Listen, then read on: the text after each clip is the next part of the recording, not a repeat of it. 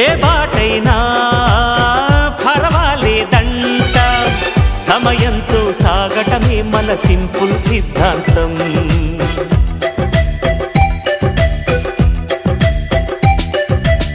చిరుగాలికి పరిమళమిచ్చే సిరిమల్లెల వనమై ఉందాం, గగనాన్ని నేలను కలిపే హరివిల్లుల బంతెన అవుదాం. ఆనందం అంటే అర్థం మనమందా, ప్రతి పూట పాతై సాగే హుషారు సరిగమలో.